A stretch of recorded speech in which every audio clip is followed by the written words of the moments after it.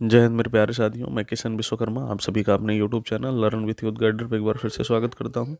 कैसे हैं हम सभी? आशा करते हैं आप लोग बहुत अच्छे होंगे। तो दोस्तों, आज की वीडियो में दोस्तों हम लोग बात करेंगे कि जो उत्तर प्रदेश पुलिस रेडियो संवर्ग में कर्मशाला कर्मचारी के पदों पर सीधी भर्ती निकली है, इस भर्ती में आवेदन के लिए आपकी शैक्षिक अर्हता यानी कि एजुकेशनल क्वालिफिकेशन क्या होना चाहिए, आपकी लंबाई कितनी होनी चाहिए और आपकी जो डेट ऑफ बर्थ है वो कितनी होनी चाहिए। इसका मतलब ये हुआ कि आपकी एज लिमिट कितनी होनी चाहिए और इस भर्ती का जो पाठ्यक्रम होता है उस पाठ्यक्रम में किस किस सब्जेक्ट से प्रश्न बनते हैं और उन प्रश्नों को हल करने के लिए कितने घंटे का समय दिया जाता है। और साथ में हम बात करेंगे दोस्तों फिजिकल कैसे होता है और इस पे भी हम चर्चा करेंगे कि इस पोस्ट के लिए आपको सैलरी कितनी दी जाएगी। तो वीडियो शुरू करने से पहले मेरी एक छोटी सी रिक्वेस्ट है कि यदि आपने मेरे इस यूट्यूब चैनल को सब्सक्राइब नहीं किया है तो प्लीज़ सब्सक्राइब कर दें, बेल आइकन को ज़रूर प्रेस कर दें ताकि आपको मेरी हर वीडियो का नोटिफिकेशन टाइम टाइम से मिलता रहे। तो दोस्तों, सबसे पहले हम बात करेंगे कि ये जो भर्ती निकली है इसमें कुल पदों की संख्या कितनी है। तो दोस्तों, यदि बात करें कुल पदों की संख्या तो ये है 120 और इस 120 में 51 पद हैं दोस्तों ये जनरल के लिए हैं, 11 पद हैं ये ईडब्ल्यूएस के लिए हैं और ये जो 32 पद हैं दोस्तों ये ओबीसी कैंडिडेट यानी कि अन्य पिछड़ा वर्ग के लिए हैं, 24 पद हैं एससी के लिए और 2 पद हैं एसटी के लिए। ठीक है, साथ ही साथ यदि हम बात कर लें कि स्वतंत्रता संग्राम सेनानी के आश्रितों के लिए भी 2 पद हैं और भूतपूर्व सैनिक के लिए दोस्तों 5 पद हैं। महिलाओं के लिए कुल 23 पद हैं, यानी कि इस भर्ती में पदों की संख्या है कम। ठीक है, तो इस भर्ती में कंपटीशन भी हाई रहने वाला है, तो जो लोग अच्छे से तैयारी करेंगे उनका ही इस भर्ती में सिलेक्शन हो पाएगा। ठीक है, तो ये तो हो गई कुल पदों की संख्या की बात। इसके बाद हम बात करेंगे दोस्तों कि इसमें शैक्षिक अर्हता क्या मांगी गई है, यानी कि एजुकेशनल क्वालिफिकेशन क्या मांगी गई है। तो दोस्तों यदि हम बात करें कि इस भर्ती में शैक्षिक अर्हता क्या मांगी गई है, तो यदि आपने भारत ने विधि द्वारा स्थापित बोर्ड से हाई स्कूल परीक्षा या सरकार द्वारा मान्यता प्राप्त कोई समकक्ष परीक्षा उत्तीर्ण की हो, और साथ आगे क्या कह रहा है, अथवा किसी सरकार द्वारा मान्यता प्राप्त औद्योगिक प्रशिक्षण संस्थान आईटीआई से किस किस ट्रेड में, electronics, telecommunication, electrical, computer science, information and technology, और आगे क्या कह रहा है, रेडियो एवं television, electrical supply and manufacturing, refrigeration, और आगे क्या कह रहा है दोस्तों, mechanical instrument, mechanical electronics, computer operator. यानी कि या तो आपने हाई स्कूल परीक्षा पास की हो यानी कि आपने 10th पास कर लिया हो, या आपने विभिन्न ट्रेड से आईटीआई किया हो। क्या किया हो दोस्तों? आईटीआई किया हो तो आप इस भर्ती में आवेदन कर सकते हैं। ठीक है, अब इसके बाद दोस्तों हम लोग बात करेंगे कि इसमें एज लिमिट क्या मांगी गई है, यानी कि आपकी उम्र क्या होनी चाहिए इस भर्ती में आवेदन करने के लिए। तो दोस्तों, इस भर्ती में वही कैंडिडेट आवेदन कर सकते हैं जिनकी आयु 1/7/2022 को 20 वर्ष हो जाती है और 28 वर्ष से कम रहती है। कब से कब तक? 1/7/2022 को ये 20 वर्ष के हो जाते हैं और अभी ये 28 वर्ष से ऊपर नहीं है। लेकिन यदि आप जनरल कैंडिडेट नहीं हैं, ओबीसी हैं, ध्यान से देखिए, ओबीसी हैं, एससी हैं या एसटी हैं, तो आपकी आयु में 5 वर्ष की छूट मिलने वाली है, यानी कि 28/5/33। तो आपकी जो मैक्सिमम एज हो जाएगी दोस्तों ये 33 वर्ष हो जानी है। ठीक है, अब इसके बाद दोस्तों हम बात करते हैं इस भर्ती की परीक्षा ऑनलाइन होगी या ऑफलाइन होगी, और ये जो परीक्षा होगी दोस्तों ये कितने अंकों की होगी और इस परीक्षा के प्रश्नों को हल करने के लिए हमें कुल कितने घंटे का समय दिया जाएगा। तो दोस्तों सबसे पहले हम बात कर लेते हैं कि इस भर्ती की जो परीक्षा होगी ये ऑनलाइन होगी और कुल 400 अंकों की परीक्षा होने वाली है और इस परीक्षा में हमसे 4 विषयों से प्रश्न पूछे जाने हैं। पहला विषय है दोस्तों सामान्य हिंदी, दूसरा विषय जो है दोस्तों विज्ञान और सामान्य ज्ञान, और तीसरा जो विषय है दोस्तों ये क्या है, संख्यात्मक एवं मानसिक योग्यता परीक्षा, संख्यात्मक एवं मानसिक योग्यता परीक्षा यानी कि मैथ हमसे पूछा जाना है, और जो चौथा सब्जेक्ट है ये है मानसिक अभिरुचि परीक्षा, बुद्धिलब्धि परीक्षा, तार्किक परीक्षा, यानी कि हमसे रीजनिंग भी पूछी जानी है। और इस प्रश्न पत्र को हल करने के लिए हमें 2 घंटे 30 मिनट का समय दिया जाना है, कि यानी कि कुल 150 मिनट का समय दिया जाना है। ठीक है।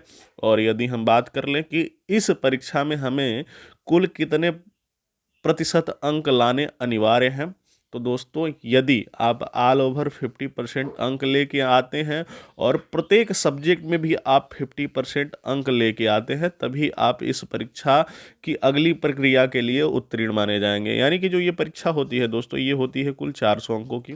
ध्यान से देखिए, कुल 400 अंकों की होती है, तो 200 अंक लाने अनिवार्य होंगे। ठीक है। साथ ही साथ ये जो प्रत्येक सब्जेक्ट है जिस में आपको 100 अंक दिए जाते हैं एक सब्जेक्ट में, तो इस 100 अंक में से भी आपको 50% अंक लाने अनिवार्य होंगे, तभी आप अगली प्रक्रिया के लिए योग्य माने जाएंगे। ठीक है। इसके बाद दोस्तों हम बात कर लेते हैं कि जो शारीरिक माप है, यानी कि लंबाई, चेस्ट और जो फिजिकल है, ये कैसे कैसे होता है, तो आइए इस पर भी हम बात कर लेते हैं।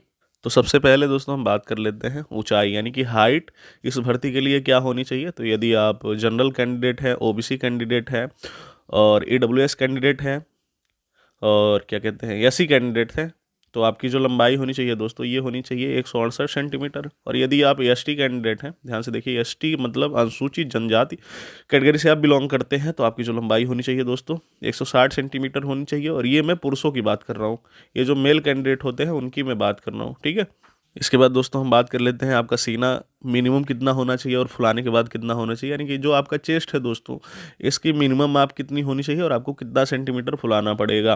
तो देखिए क्या कह रहा है, सामान्य अनपिछड़ा वर्ग अनुसूचित जाति के अभ्यर्थियों के लिए न्यूनतम सीने की माप 79 सेंटीमीटर यानी कि 79 सेंटीमीटर होना चाहिए और कम से कम 84 सेंटीमीटर फुलाने पर होना चाहिए, यानी कि 5 सेंटीमीटर सीने का फुलाव अनिवार्य है। आपका सीना कितना भी हो, लेकिन आपको हर परिस्थिति में 5 सेंटीमीटर फुलाना पड़ेगा।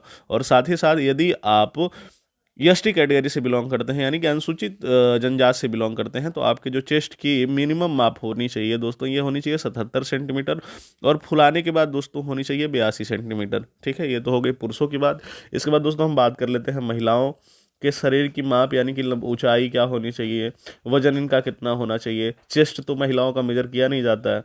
तो दोस्तों यदि महिलाओं की हम बात करें, तो सामान्य अन्न पिछड़ा वर्ग तथा अनुसूचित जातियों की महिला अभ्यर्थियों के लिए न्यूनतम ऊंचाई 152 सेंटीमीटर होनी चाहिए।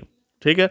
और यदि आप एसटी कैटेगरी से बिलोंग करती हैं, तो आपकी जो ऊंचाई होनी चाहिए, ये होनी चाहिए 147 सेंटीमीटर। और आप किसी भी कैटेगरी से बिलोंग करती हैं, या आप जनरल हैं, ओबीसी हैं, एससी हैं या एसटी हैं या ईडब्ल्यूएस हैं, तो आपका जो न्यूनतम वजन होना चाहिए, यानी कि वेट होना चाहिए, ये होना चाहिए 100 नहीं, ओनली 40 किलोग्राम।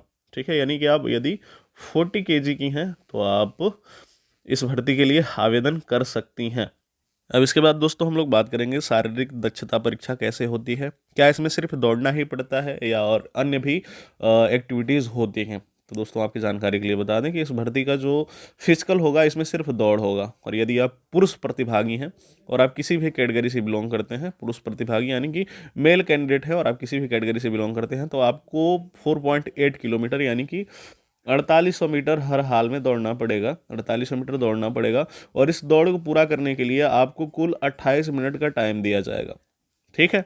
और यदि आप महिला प्रतिभागी हैं, यानी कि फीमेल कैंडिडेट हैं, तो आपको 2.4 किलोमीटर दौड़ना पड़ेगा। 2.4 का मतलब होता है 2400 मीटर, यानी कि 2.5 किलोमीटर से 100 मीटर कम।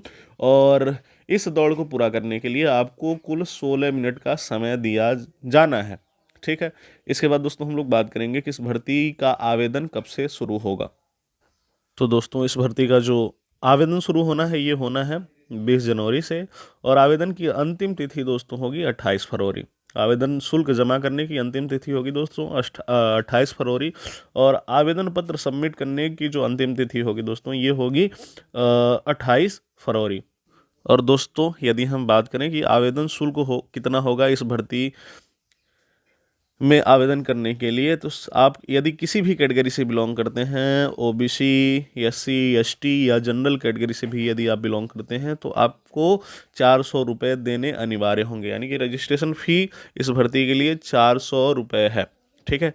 और इसके बाद दोस्तों हम बात कर लेते हैं कि इस भर्ती में भर्ती होने के लिए, यानी कि इस पोस्ट में भर्ती होने पे आपको कितनी सैलरी दी जाएगी, तो इस पर भी हम बात कर लेते हैं।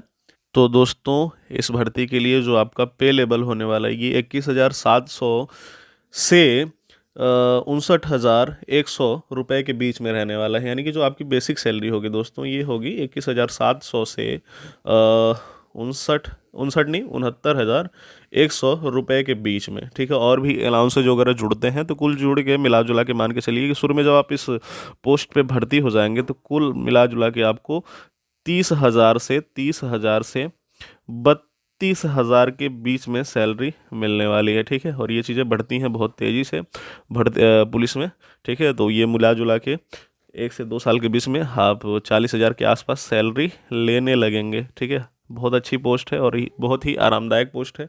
यदि आप ये सोच रहे हैं कि हम सरकारी नौकरी ले लें और साथ में पढ़ाई करके अन्य भर्ती की भी तैयारी कर सकें, तो उन अभ्यर्थियों के लिए ये बहुत अच्छी पोस्ट है, ठीक है।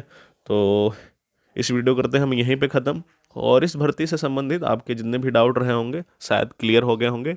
यदि कोई डाउट बचता है जो इस वीडियो में मैंने बताना भूल गया हूँ तो प्लीज़ आप कमेंट सेक्शन में मेंशन कर सकते हैं। तो इस वीडियो को दोस्तों हम करते हैं यहीं पे ख़त्म, मिलते हैं आपसे अगली वीडियो में। तब तक के लिए नमस्कार, थैंक यू, बाय बाय।